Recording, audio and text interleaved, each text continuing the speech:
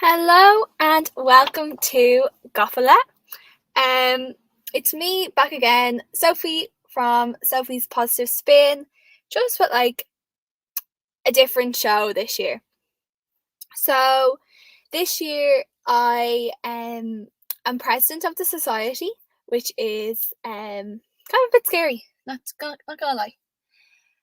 I can't believe it. Like it's weird. Like, oh, thanks Michelle. I know it's been so long. And now we have a different like format this year, and I'm president, so I get to control everything. I'm only messing. I'm not a control freak, but yeah, I'm just really excited to get back. I am currently broadcasting from the closest place that I can to the Mars FM studio, which is the Student Union Car Park. Give us a whoop whoop for the Student Union Car Park. Yeah, like I'm literally sitting here like a loner in my car because I can't use the Student Union, the studio and the Student Union because of COVID. But anyway, sure look, sure listen, we're back. This is our first show back, kicking it off. This is our first show back on Mars FM of the year, which I am honoured to be the first show. So anyway, you might be thinking, Sophie, what happened to Sophie's Positive Spin? Well, Sophie's Positive Spin went out the door with last year. I liked the show, like don't get me wrong, I did enjoy doing it. It just wasn't me. Like I don't know. I did enjoy doing it. I like to get new stories every week, but I think I found my niche, which is like, if anybody knows me, all the music I listen to is like pre kind of like 2000 and maybe 16, and that's kind of with everything in my life.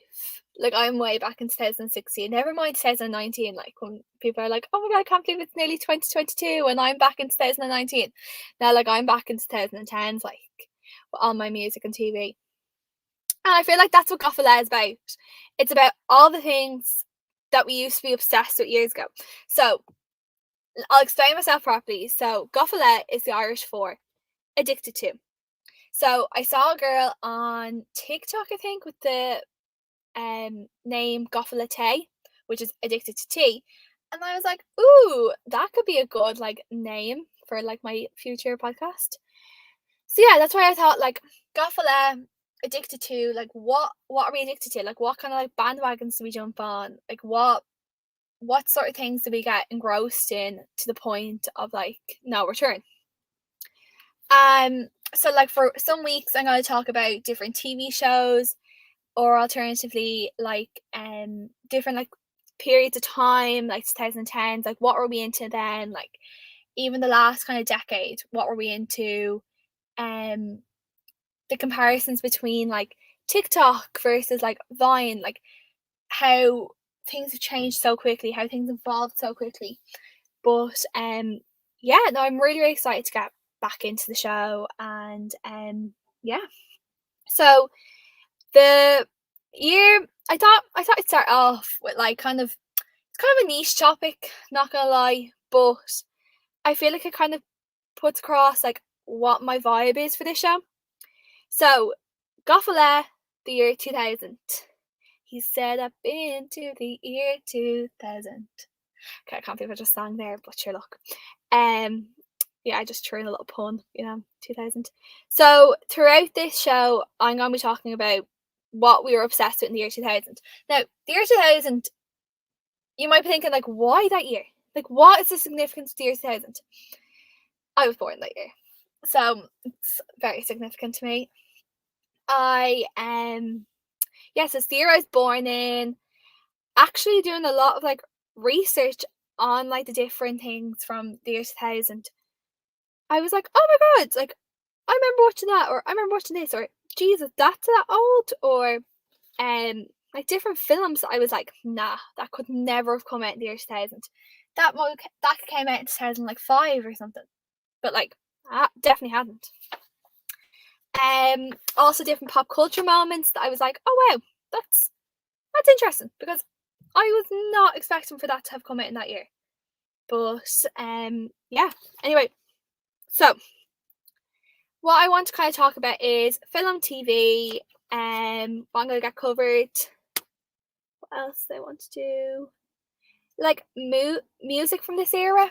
I feel like the music from this year, was like very iconic. A lot of like big names. I'm not gonna spoil it for you because we'll turn off that. Big names, big artists coming out, and actually big pop culture moments.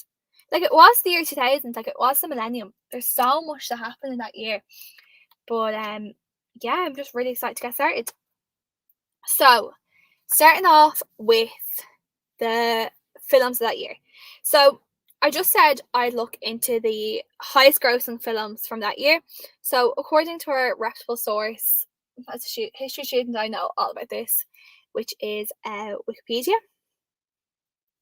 It states that the top 10 highest grossing films of the year 2000 were Mission Impossible 2, Gladiator, Castaway, How the Grinch Stole Christmas, Dinosaur, What Women Want, Meet the Parents, The Perfect Storm, X-Men, and What Lies Beneath.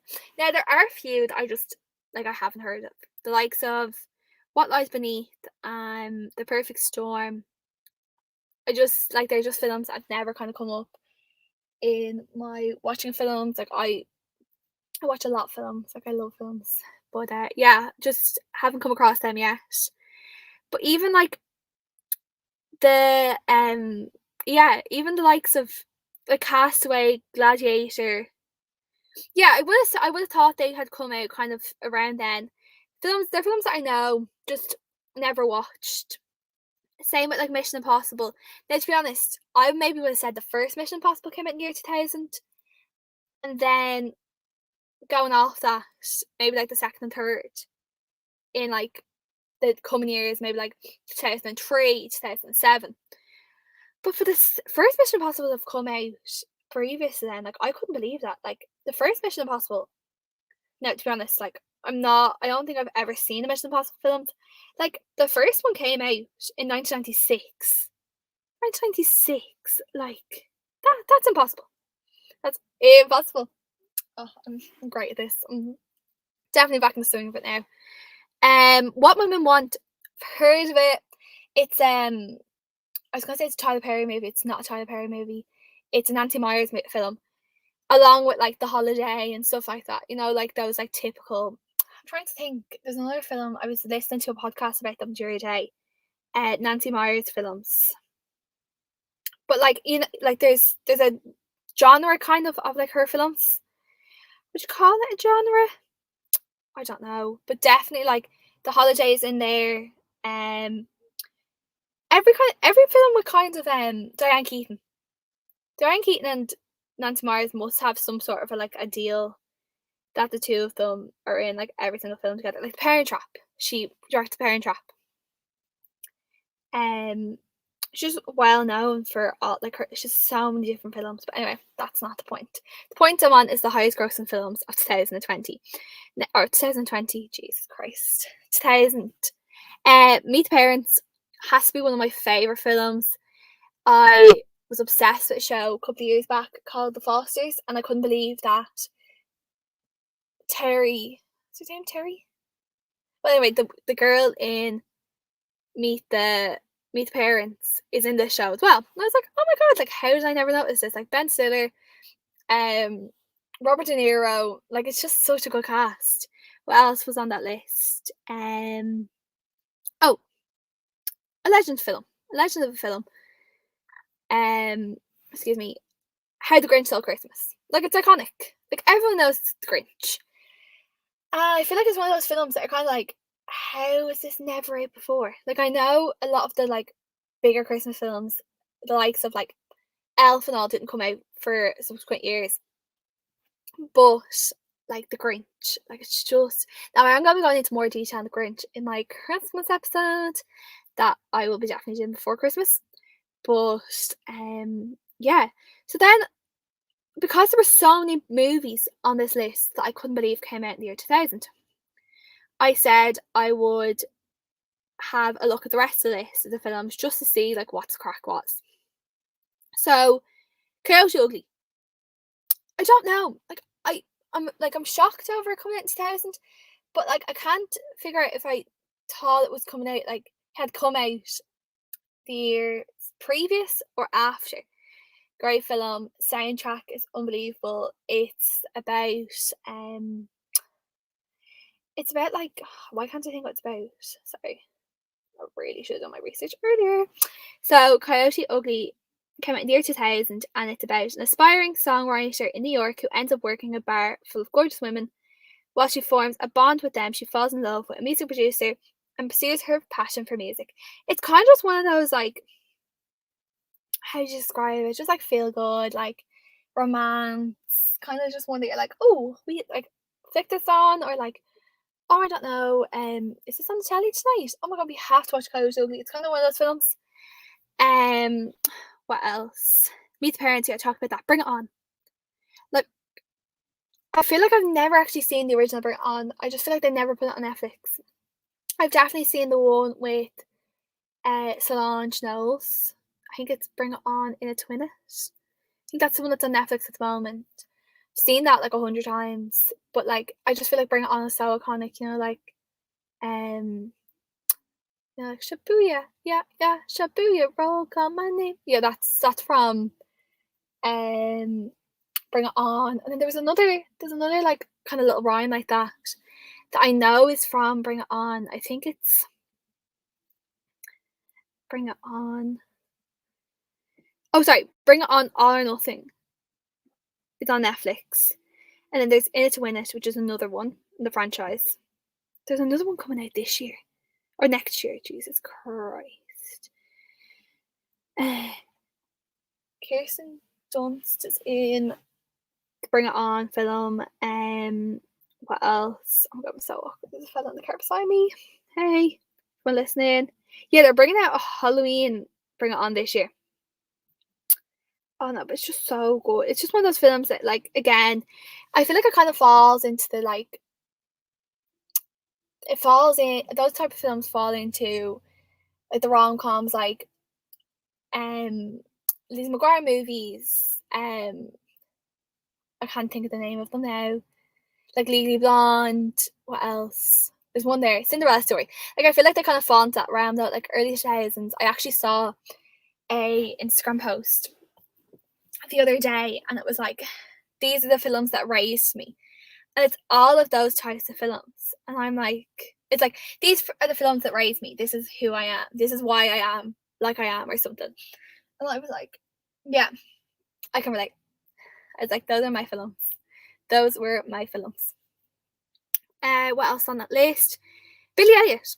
Now, confession, never actually seen the film version of Billy Elliot. Definitely thought it came out like early 90s, maybe like 93, 92. But have seen the stage musical and I sobbed. I absolutely sobbed. Like I was in rag order. What else is there? Rugrats in Paris. Now, don't know about yous, but the Rugrats had a strong hold on me as a child. One of my favourite movies, I don't know if it's the Rugrats in Paris. It was like a tradition of mine, kind of like, I must have been a bit older, like, this confession. Must have been about like 12, 13. And like, I record this. No, it's not Rugrats in Paris. But I think this is the one where they go, Rugrats in Paris is the one, if my sister's still listening, she'll be able to fill it in, where they go to Paris with Cindy. Is it Cindy's mom? Sorry, give me 2 seconds. Yeah, so Chucky's dad is getting married, or he's got to get married or something, and the person he's got to get married to is, like, why am I going into in depth about the Rugrats films?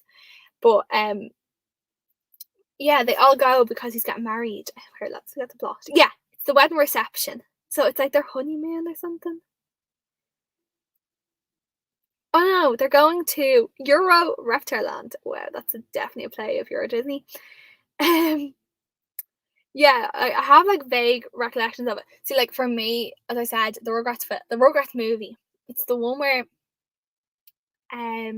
Tommy is the older boy. It's the one where not Dill. It's the baby's born. Yeah, Dill Pickle. Yeah. So it's the one where Dill Pickle's born. That has a strong hold on me. Yeah, I actually couldn't believe that that one came out in '98. So yeah, it kind of makes sense that the next Rugrats movie, but like the Rugrats films are a cultural reset because like think about it, like it's like the like Disney Channel movies. Like you're watching these shows like on the telly, and then bam, like a full length feature film, like not more like what's it like 20 minutes of the show, like that. I'm trying to think what else. Oh yeah, I was at a podcast last week actually, and they were talking about Barney. Weird topic, I know, but it made sense. And they were talking about his films, and everyone was like, "Oh my god, I remember loving them." And that, but like that's me with the Rugrats films. I feel like I've gone on a massive tangent about just the Rugrats films. Anyway, another cultural reset, which is something that I feel like people don't talk enough about, is the American Ashley films. Like myself and my sister have like there's 6 years between us, but we still both loved these films. Like absolutely obsessed. Like we would watch them together, everything.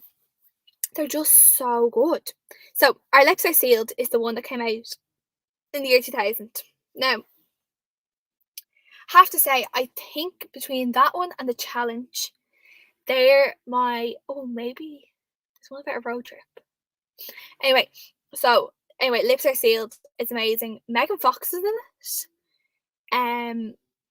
Basically they are they're in the middle of like a bank robbery, a bank heist. No, not a bank heist, a bank robbery. And they catch the criminal by accident, and they have to go into the witness protection program, and they move to Australia. And it's just so funny, like, and like all their friends are called Sheila because like that's like a play on that, like everyone in Australia is called Sheila. But like honest to God, like it's just so funny. I think I found it a few years ago in like that like CX like DVD shop, and I was like, oh my god, I was like finally, because like we had only ever had these films on like VHS. Like a lot of these films, if we had were VHS, especially like that Rugrats film, I definitely think we had that on VHS. Another film kind of like, I don't know what genre you put it into, but Dude, Where's My Car? Amazing film. Like Ashton Kutcher, like he was just coming out of himself. Like he was just making himself big. That 70s show was still going on, and then he was getting all these roles in films. Like even what's it? Like it didn't come out for another like 2 or 3 years, but he had a role in the Sheep by Dozen film, and then there was Married in Vegas. Like there were so many films along those lines that he was in. He was in like all very similar things. Yeah. So that 70 show was on the air 2 years at that stage. And he was getting like loads of stuff out of it. Like what happens in Vegas? And then he's in another film with Brittany Murphy. Yeah, Just Married. Yeah. So like that was like 3 years after. Like he really had a good run of this. Valentine's Day. He's such good films. He's really, really good films. Anyway, and then Miss Congeniality. That's another film that kind of ties into the era of like Bring It On and such. Like I genuinely was like, oh yeah, that's 2004, 2005. Never anything before that. It kind of has a similar vibe to We've Seen It, So Undercover, where Sandra Bullock goes undercover as a pageant model or pageant girl. Anyway, I think to protect someone. Brilliant movie. I haven't seen that in a while. I feel like that's one I put on my list 100%. But like it's unbelievable that like all of these films like I'm born in July. So 7 months of the year. So the majority of those films were released before I was born. Like that's mad. Like I just can't believe that. Anyway, moving on to TV shows. So I won't go on as much of a tangent for these, but top of our list, like, was a show I actually would have said maybe come out before 2000, maybe like 98, 99, Gilmore Girls. Now I know a lot of people find the show quite annoying. Like, I get it. I get that Rory isn't the easiest person to like listen to. Like she's kind of a moan, even though she has like so much going for her. Oh my god, there's two fellas outside my car. But yeah, like I really like the Gilmore Girls. Oh, I just love the Gilmore Girls. It's just so good. Like if you haven't seen it, it's like perfect for like this time of year. It's quite like nostalgic. I don't know. I feel like it was always on like TG Carter. Like I know it still is on TG Carter, but you'd never have watched. I think my mom said she remembers watching it like when it first came out, but like would have been like maybe like 6 months later.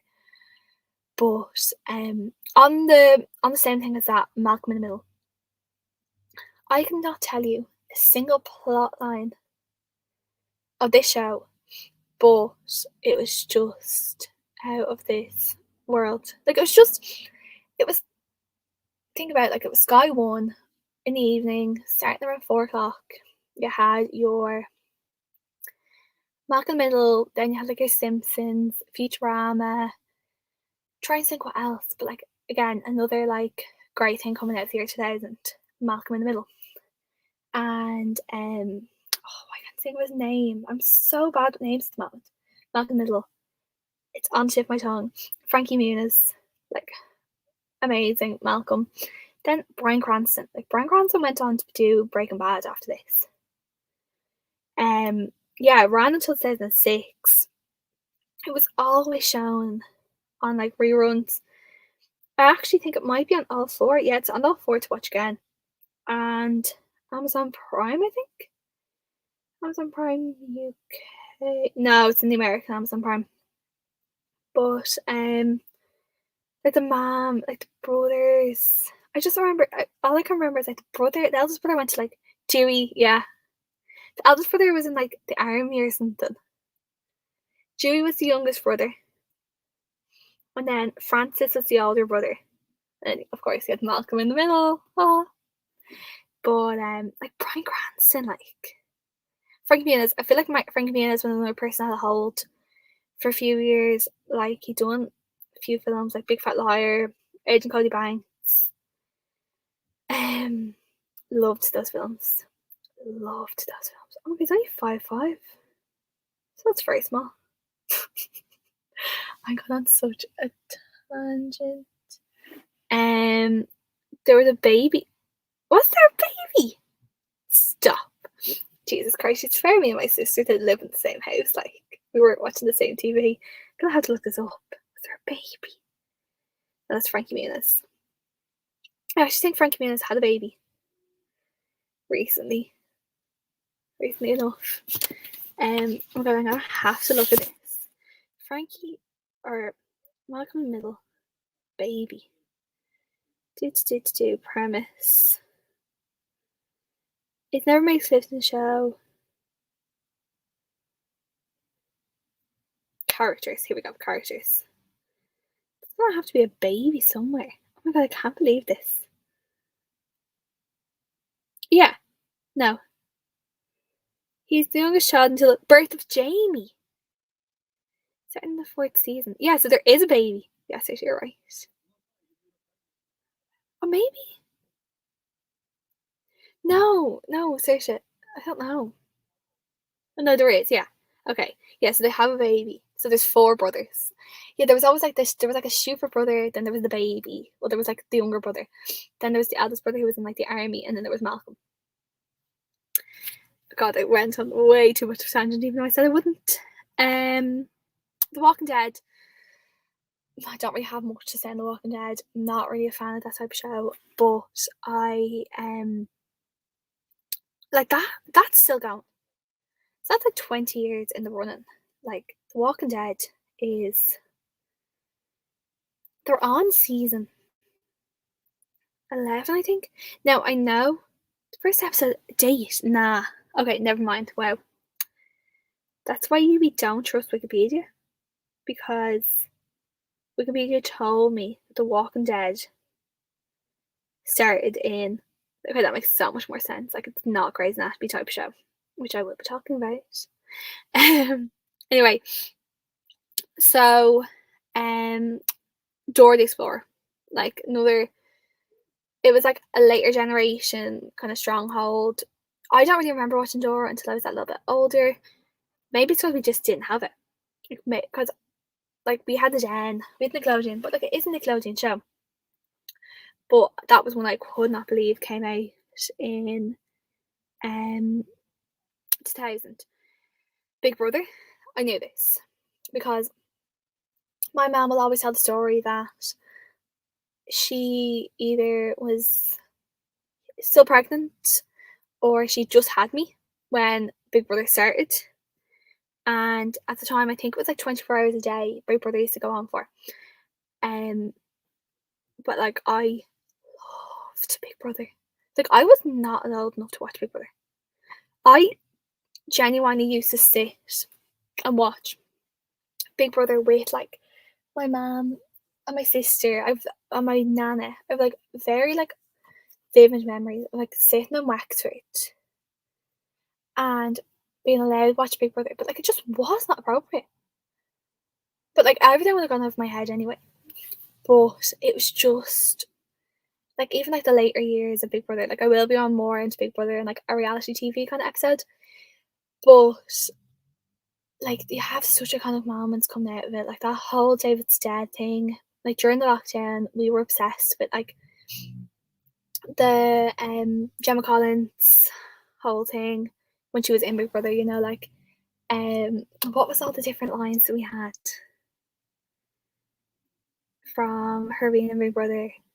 She'd seen a ghost was one of them. Then they wouldn't let her bring in her hair straightener. Or they wouldn't let her bring in like her curler or something like that. My mom was Gemma Collins, basically. But just like Big Brother, like it ran up until like 2018 or something. Like that's a long run. And like it wasn't just like one season a year. Like it was 2 seasons a year. You had your celebrity Big Brother and you had like your regular Big Brother. And like there's so many controversies to come out of Big Brother. But there's like it's kind of like the I'm a Celebrity kind of thing. Like you only go on to Big Brother to like become famous again or to get your second wind. And it's just so good. Like it was just one of those. It was like of its time. Like I feel like it wouldn't like 2021. I can't really see how people would. I can't really see why people like how people would get approved for now. Yeah, so didn't I pay my mortgage, Darren? Oh God, why did I do that? Well, yeah, that was another one. It's just, I just love Big Brother, like as you can tell. Anyway, next thing was Grizzly Tales for Gruesome Kids. I actually had this conversation with my friends before. We were talking about how creepy it was. So it started in the year 2000. And I never remember being on the telly at like 5 o'clock or like 3 o'clock. You know, you come in from school and you maybe pop on the telly for like an hour. Like, I remember this being on at like 12 o'clock at night when this was after when Nickelodeon used to change into Comedy Central. But like, I remember being on like 12 o'clock at night along with like all the other older shows that were on Disney or on Nickelodeon. And it was just like so scary. Like, oh, we thought it was so scary. But I only remember there being like 5 episodes of it. Like, I only have a memory of about 5 or 6 episodes. And it was always on so late at night. And I think that added to like, the creepiness of it. Like, it'd be like if I wasn't feeling well or if I was doing something, I would lie if like I go up to my mum and dad's bed and I'd be allowed to watch telly. And this would always be on. But I feel like it's along with like with those lines of like those what you call it, like those kind of like shows that were never on not mainstream telly, but like mainstream times. I can't think what the word for it is now. But anyway, moving on to MTV Cribs. I feel like it's not a type of show that I ever would have watched because like I didn't watch MTV. But it's like a show that's like quoted a lot, and that too came out in the year 2000. And finally, Place in the Sun. I feel like that's the longest running show. Like you always get it on Channel 4 at like 12 o'clock on like a Tuesday when like Sue and Mark are looking to buy those. Yeah, no, I have to say, I'm sorry, I'm going back to MTV Cribs. But oh yeah, 100%. Like you'd actually love to live in any of those houses. But yeah, so like Place in the Sun, you'd always have like, you ever seen those TikToks that were going around and the fella was like, I'm here with Mel and Sue and we're gonna try and find them. Lovely House of the Sun. I don't know what that was. But anyway, yeah, so that too, they're like those are some of the TV shows that definitely came out during that year. Very what's the word? Definitely a good mix. Definitely shows that like you're kind of like, oh, you would have watched. You definitely would have seen, like, even if it was during that time or now. Like come back. Anyway, so moving on to the music of the year 2000. Starting off with Christina Aguilera. So she actually won the Best New Artist Award at the Grammys with her self-titled album that was released in 1999. What else do I have here? Singles included Genie in the Bottle, What a Girl Wants, and the Reflection cover from I know this, but like I feel all of the songs were like I could sing along to, know the words to from a very young age. We're always on the car. Always have like a US movie or even albums of the artist. Maybe we would have like Christina Aguilera's album, but definitely have like the now CDs, especially moving on to Oops I Did It Again, which is the second album I think of the one and only Britney Spears. So it's actually released on the 3rd of May, which was before my time. She had the highest female debut week with her album and was not topped until Adele's 25. You'll have to sing. Oh no. I already sang. Did I sing? I sang before we started when I was by myself sitting in my car.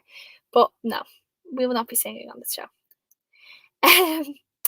Some of the singles from that album were Oops I Did It Again, which is the name of the album, and Lucky. And it was like, do you remember that TikTok sound that was going around a couple of weeks ago? And it was like, this is a song about a girl named Lucky.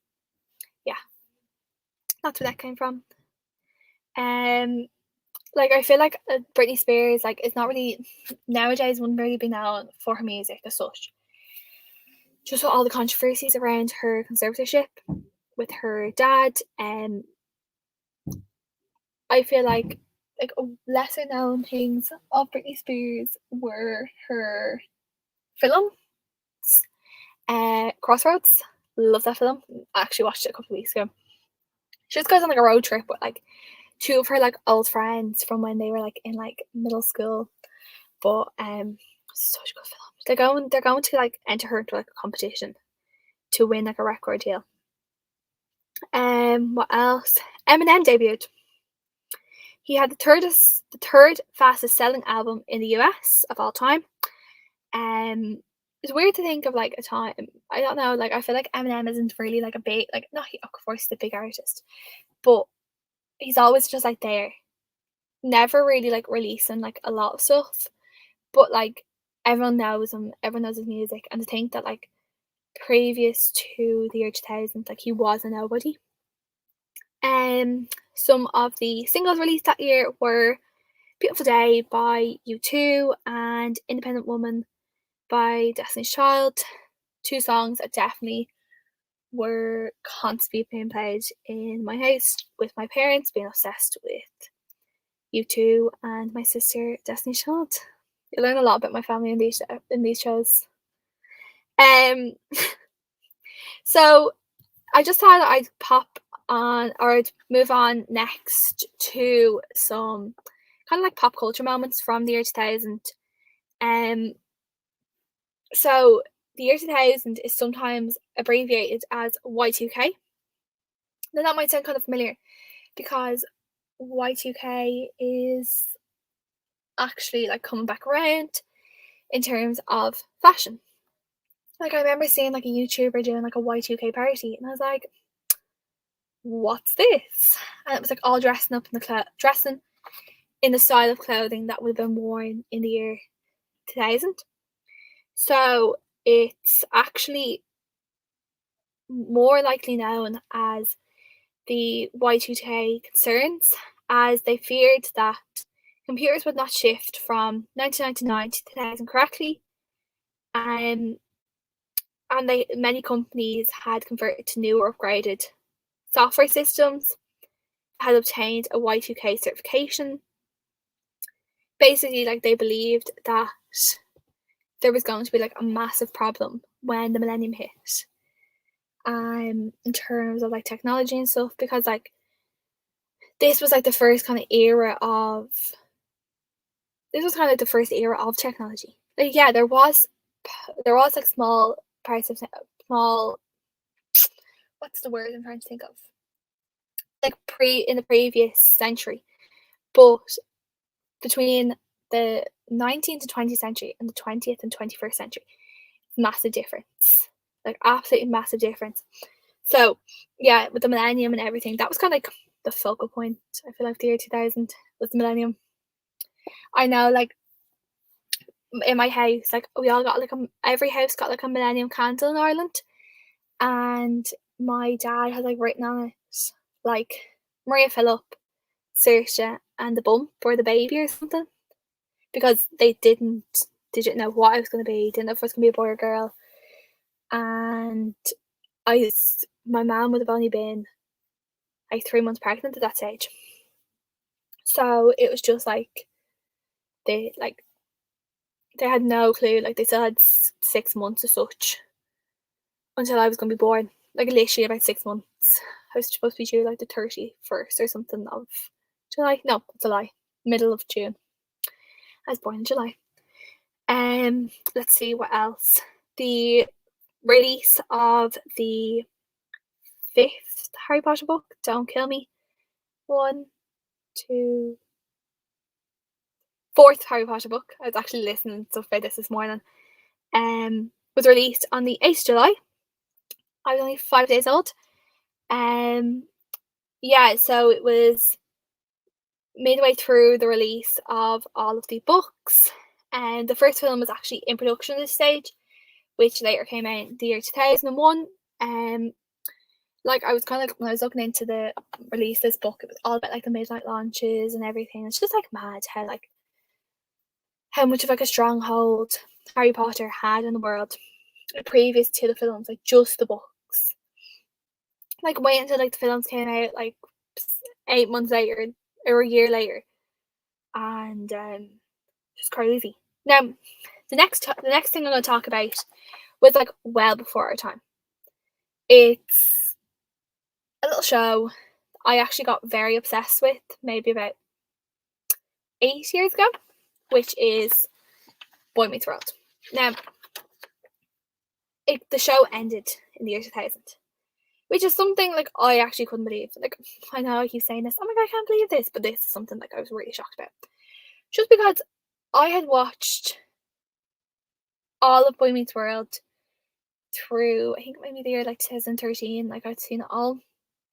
And it was on the back of the release of the spin-off Girl Meets World about the life of Corin Topanga's children, or child, Rory Matthews. Like, it was just like a very before its time show. Whereas like a lot of the shows, like I'm trying to think what was on the air at the time on the Disney Channel. But like it was just talking about like controversial topics. Maybe not as controversial now in terms of like television, like what was being broadcast, but definitely like back then 100% was the likes of alcoholism, child neglect, like adoption, divorce, like affairs, stuff like that, like that you wouldn't have really maybe gotten at that time, or maybe we're only starting to really be on the air in these years, and then it was over by the year 2000. Like, that's just mad. Like, I don't know, this might amuse or might be of interest to anybody else, but I know myself, I was like, that's interesting. People Magazine, I feel like this is something that like every year, like we don't have People Magazine in Ireland, but every year we see like who's the sexiest and who's sexiest man, who's sexiest woman. So in the year 2000, it was Julia Roberts is the sexiest woman and Brad Pitt is the sexiest man. But like I feel like this really like epitomizes this era, like this couple of years, because it was on the back of the releases of Erin Brock Fitch, which Julia Roberts starred in, and Ocean's 11, which both of them actually starred in. Ocean's 11 didn't come out until the year 2001. I actually have written in my notes 2021, which never was. So yeah, and even like going, actually, did I have this written down? Oh God, I didn't have this written down. Anyway, going like back on this, like Brad Pitt was like out there making his films. He had just recently got married to Rachel Green. He just recently got married to Jennifer Aniston. Like, you'll see on my Instagram, their wedding picture was gorgeous. It's just like mad how like and even like the Friends episode, love that episode. It's one of the Thanksgiving episodes where Brad Pitt plays like a former friend of like Ross. And they used to have like a I Hate Rachel Green club. I just funny like watching it being like, oh my god, you're actually married to Jennifer Aniston while you're shooting this. Or like they were in a relationship. Anyway, feeding into that, like Brad Pitt and Jennifer Aniston got married this year.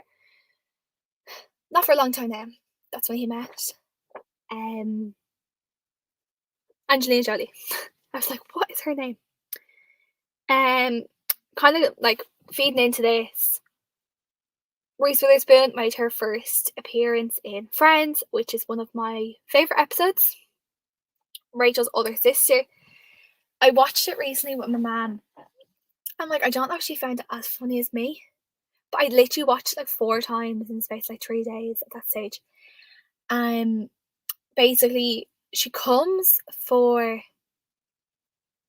I think it might be Thanksgiving. It's one of the Thanksgiving episodes. Anyway, so she comes to visit Rachel, and Emma is only after been born. Emma's like a year or something at this stage, and she's calling Phoebe Emma, and they're like, every time she calls Phoebe Emma, Phoebe turns around and goes, "No, Phoebe," and she's like, "Why does she keep making that noise? Like, is she okay? Like, is there something wrong with her?" It's just so funny. And then she keeps calling Emma, I think it's Emily. It's definitely not Emma. And then they announce that they want Monica and Chandler to be guardians of Emma if anything happens to them. And she's like, why not me? Like, I'm your sister. I'm Emma's aunt. And Rachel's like, no, Monica is also Emma's aunt. And she's like, no, Ross's sister was really fat. Like, that's not. And then it's like, no, like, that is actually her. it's just such a funny episode. Like, I just, like, every time I think about it, like, it's that kind of episode where I like, if I want to watch a Friends episode, that's like what I'll throw on. And finally, with pop culture events and moments of the year 2000, the Nokia 3210 came out that year. I genuinely believe my nana had this up until about 10 years ago. Like, I think she literally had like 2 phones since that Nokia 3310. But it was like an indestructible phone. I feel like there's definitely still one in my house. You know, you had your snake, you had your everything on it. I remember seeing something about it maybe like a year and a half ago, maybe 2 years ago, just before COVID, that they were releasing like a new 3310. No, but like it wasn't the same. It didn't have that like blocky look off it.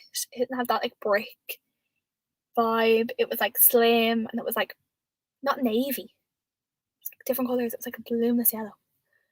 Not for me. Not for me. Not the 3310 that I know about. But yeah. So I hope that's everything. I hope you enjoyed this. I feel like this might have given you like a vibe of what I'm kind of going off for the next kind of couple of weeks. Or next couple of episodes with my show. Kind of just want, mightn't be everyone's cup of tea, definitely mine. Just talking about the different, like I'm going to be talking about Christmas. Speaking of Christmas, I am 99% sure Christmas FM starts this week, which I am buzzing for. Just like have Christmas music back in the car.